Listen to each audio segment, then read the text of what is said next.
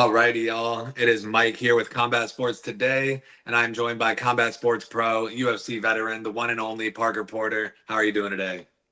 I'm good, man. How you guys doing? I'm pretty good. I can't complain too much. I appreciate you coming on here, taking time out of your busy schedule. So we'll start right from the beginning. How did you get introduced into combat sports? I read that you were already 21, looking to get in shape when you got started.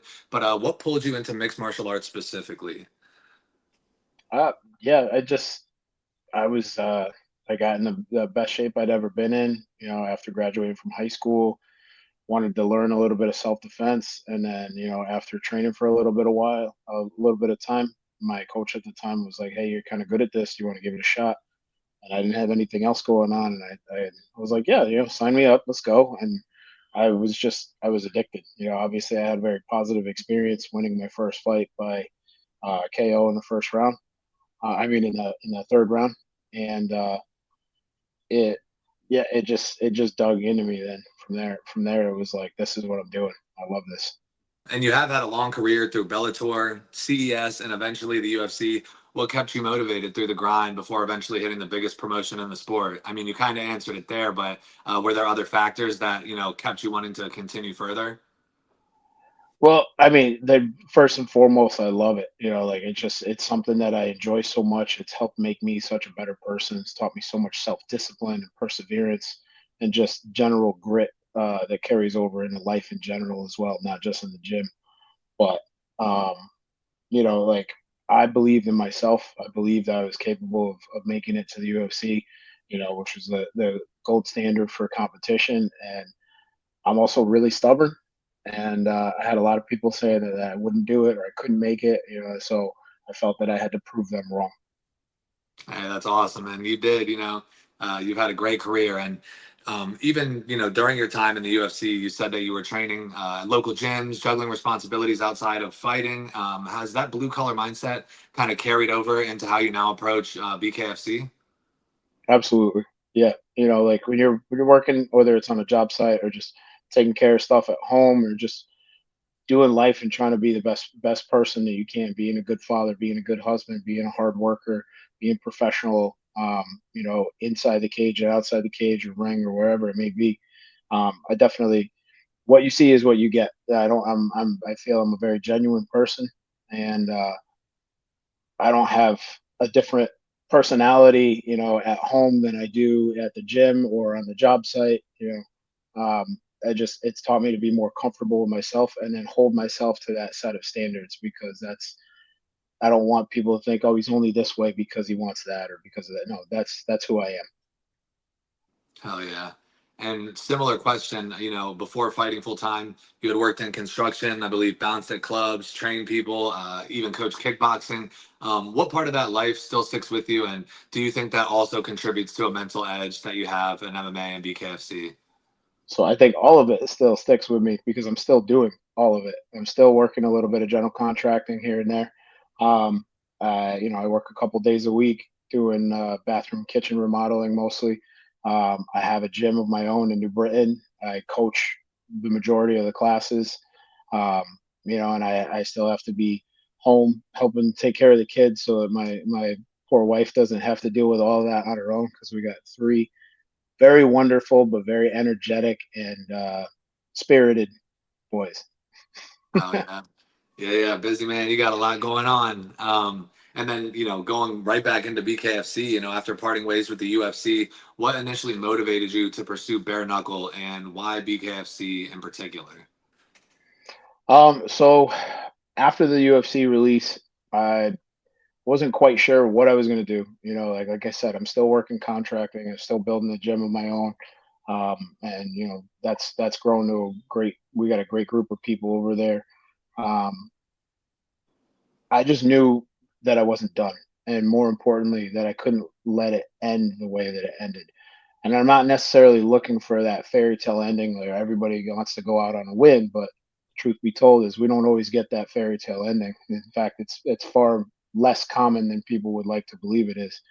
But I just knew I wasn't done competing, So I had to take some of that time after the release to just make sure everything was, structurally sound at home and whatnot, and making sure we got a good routine. Kids are all taken care of, wife's all taken care of, business is solid and growing. And then I was able to get back more focused and consistent with my own training. And I was like, all right, called the manager up. Still at that time, wasn't 100% sure of where I was going to go with it or what I was going to do, whether I was going to go back into MMA or, do bare knuckle MMA or boxing or kickboxing, whatever it may be. And then the opportunity came across the table from BKFC, which had always intrigued me, the whole bare knuckle thing in general, whether it's MMA or boxing, because that's, the UFC's slogan back in the day was as real as it gets, and it still is. And the only way to make it even more real was to take the gloves off. So, I wanted to, it was like the final frontier thing for me of all the combat sports that I've accumulated and participated in over the last almost 18 years as a pro. And it made sense. And I knew I wasn't going to not like it, but I didn't know I was going to like it as much as I did after that first show. And it just, I love this stuff, man. Like I'm happy to be with the BKFC. And it was just like the universe was like, here you go, man. This is exactly what you were meant for. And now's the time to do it. Oh yeah, that's awesome to hear. I know I'm happy to see you. Me and my buddies, this is just a side note. My buddies over at Combat Sports Today and my childhood friends back home, we all love Parker Porter, and it's super cool to see you come out in BKFC. We were hyped. We got friends together to watch the event. And that's my next question, has to do with the first fight. But I just wanted to let you know. I know you have a bunch of fans, but there's a lot of people who love Parker Porter out there, and I it's awesome to get appreciate to it. talk to you. I Yeah, yeah. appreciate it. So It's starting to show itself more these days too. Like I know that I've always had that fan base, but I feel like all of a sudden now with the BKFC, everybody's like, "Oh, I love that guy," yeah, yeah. Gamer, good IQ, especially in MMA. That's what I always took out. Like you just proper IQ. You know what to do, when to do it. And it's a pleasure to watch. So Thank you. moving right back into the UFC debut, you knocked out Chase Gormley in under a minute. What was it like to get such a quick finish in the debut, and how has that experience influenced your preparation moving forward? It was obviously a great feeling. Anytime you win is a great feeling. It's even more of a better feeling when you win in a dominant fashion and you do it quickly and with a legitimate finish. Um, but that helped me kind of like tweak just a little bit. I haven't really changed too much of what I'm doing for my prep from the first fight to the second fight in terms of the conditioning or the number of sessions, but just made me analyze myself a little bit more, and start to work on tightening up a couple of things. And even those things that I worked on in preparations for the fight against Kleckler after Gormley, I didn't actually do as well as I was practicing. It's one of those things where you just get in the moment and you just go with what feels right. And it ended up being a little bit more of a more moderately technical brawl than like a precision strategic. I'm going to go for this or set that up like I was previously planning to do. Yeah, yeah, the heat of the moment. And Yeah. of course, BKFC does have different rules, obviously, than traditional boxing and MMA. Were there any adjustments that you made in training for striking technique in order to adapt from the MMA glove to the bare knuckles? Keeping a slightly higher guard, because like you could see as you saw in the fights last Saturday, you can end a fight with just a good crisp jab and just slice somebody open, and then all of a sudden the doctor's like, no, no, no, no, you can't keep going. So being more evasive with the head movement, really just hammering down on the footwork, because obviously if I move my whole body, then my head goes with it. And just really being more precise with where I'm throwing my punches. I know it didn't probably reflect that quite as much in the actual fight, but it was entertaining nonetheless. Yeah, it was crazy. I mean, that guy was pretty tough. He Yeah, was he was lasting longer than I thought. He was throwing back, and of course, we saw how it ended. It was awesome. But yeah, that's 10 out of 10 entertainment right there.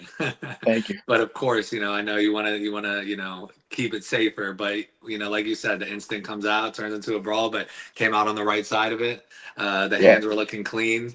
So, being 2-0 with two first round knockouts in your BKFC career, is the game plan to start fast, finish early, or are these finishes, just a natural result of the power and style that you bring to the ring?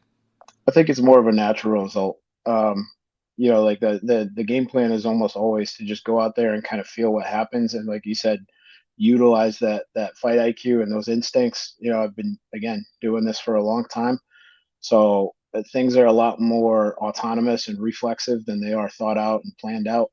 You always go in there with a game plan or a strategy, but what separates the guys that are doing okay from the guys that are doing great and at the elite level is your ability to adapt and problem solve on the fly and do it as fast as possible. Because your game plan doesn't always work the way you want. He zigs when you thought he was going to zag, or you misstep or mistime something, and you have to be able to adapt to that. And right after the Kleckler fight, I believe you said we're not just out here to have fun. We want to take a run for that belt. Being 2-0, what are your immediate goals in the BKFC? And do you have a plan to kind of climb the ranks toward a title shot?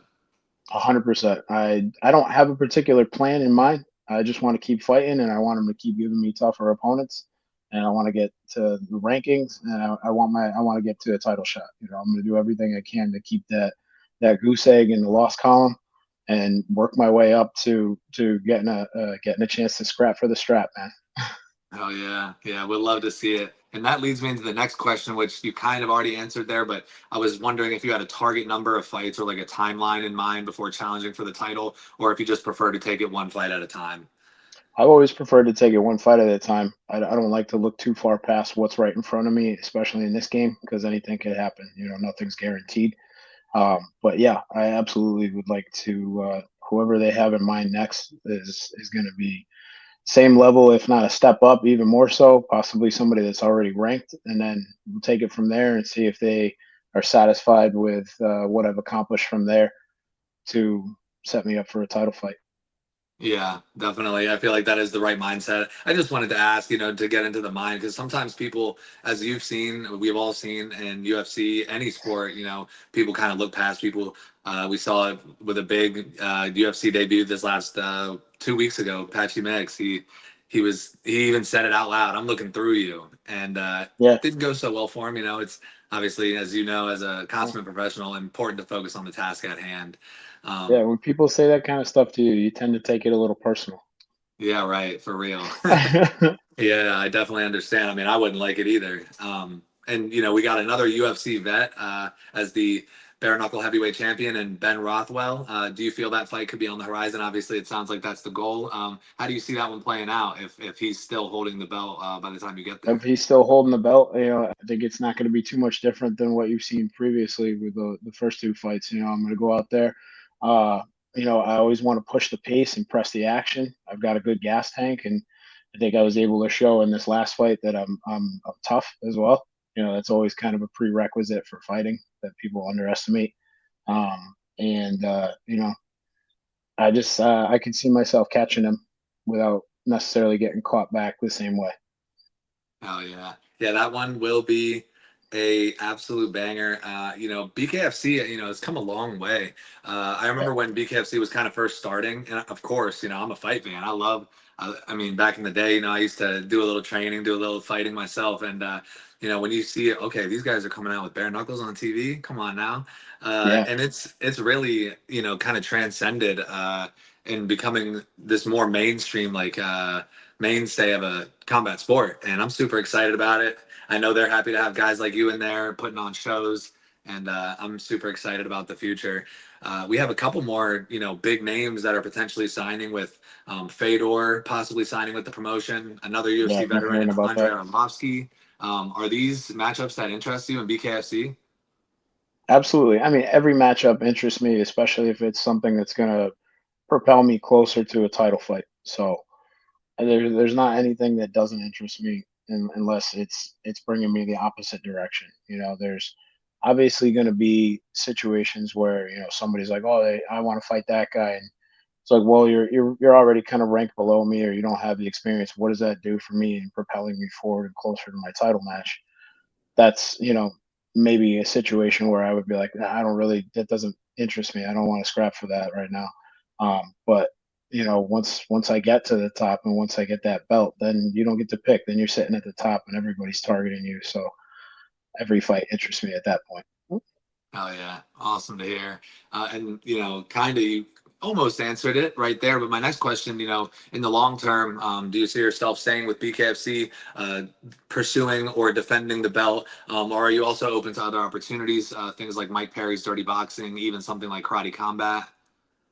Um, I really like the BKFC, man. I think I'm going to end up finishing out my career with these guys. But if the right opportunity came along, I wouldn't necessarily turn my nose up at it. It would have to be just right. I really feel like with the BKFC, I've found my home. I've essentially found a new career, and I want to see it all the way through. Next question I had was more about MMA. If you were done with it, promotions like KSW, RIZIN, regional promotions like LFA, it looks like the focus is going to stay on bare knuckle. Of course, Yep, if any opportunity that's big comes up, who knows if they got a dirty boxing champs versus bare knuckle fighting championship BKFC champs, champs. Yeah, the that would be crossover. cool. Yeah, that would be an awesome one. I'm sure a lot of eyes would be on that. So, everything goes according to the game plan. How does 2025 play out for Parker Porter? 2025, the way I see it playing out, get one, maybe two more fights in, and then I'm lined up for that title match come 2026. And then for the rest of the time, I'm defending that belt.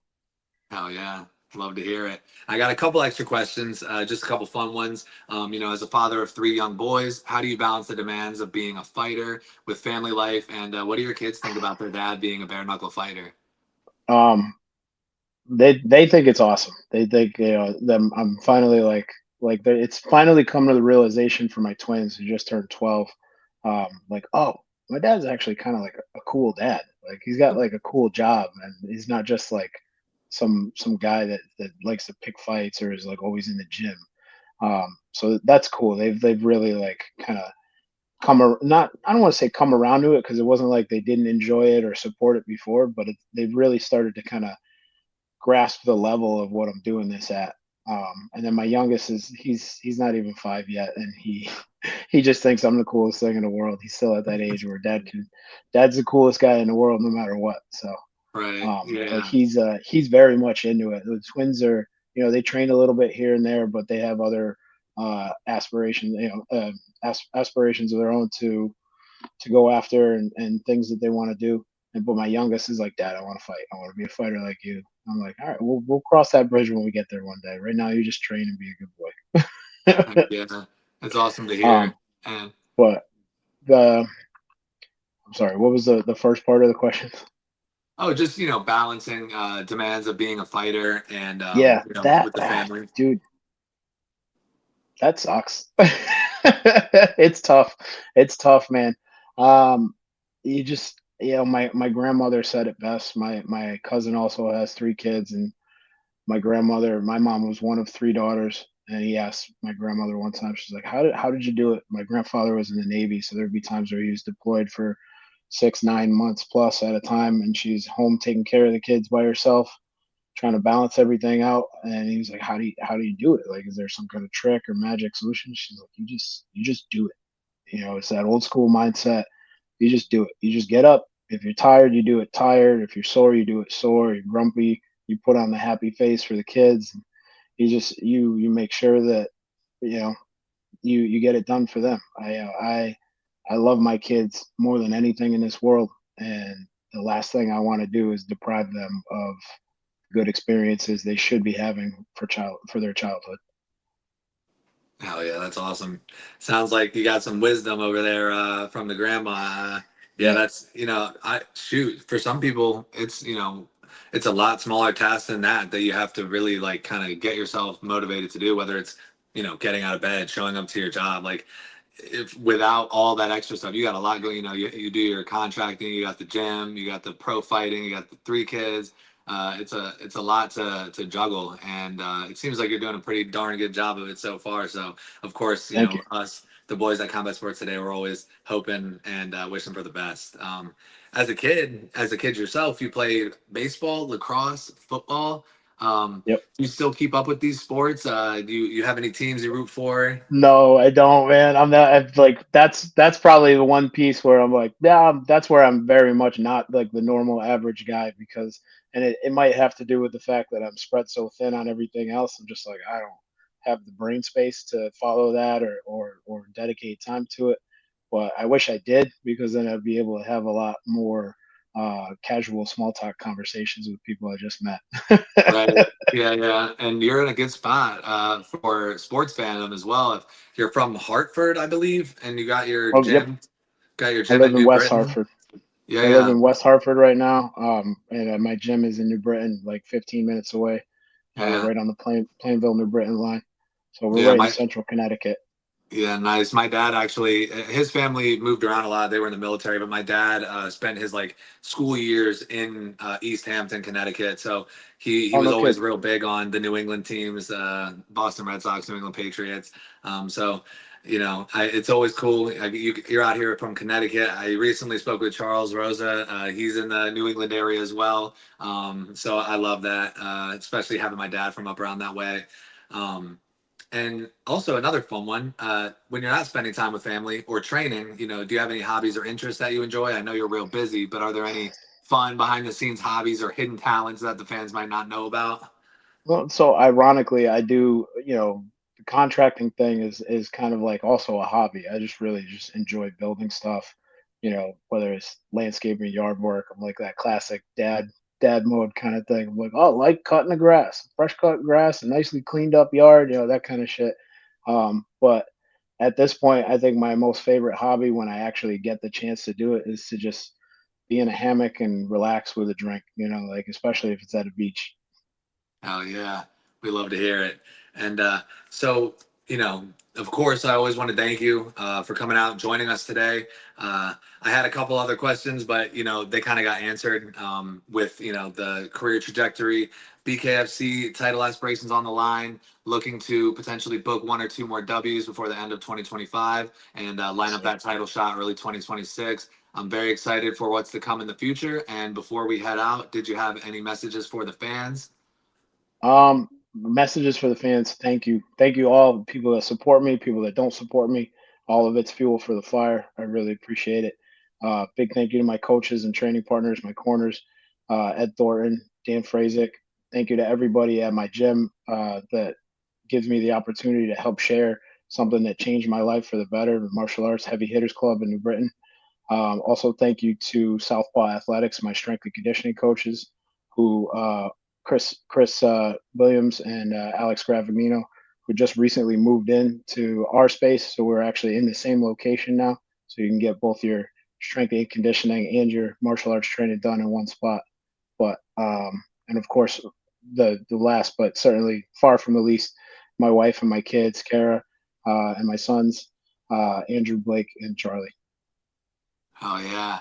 We love to hear it. And once again, I appreciate the time. It has been a pleasure to speak with you. And we'll be tuned in for what's to come. Thank you, man. I appreciate it.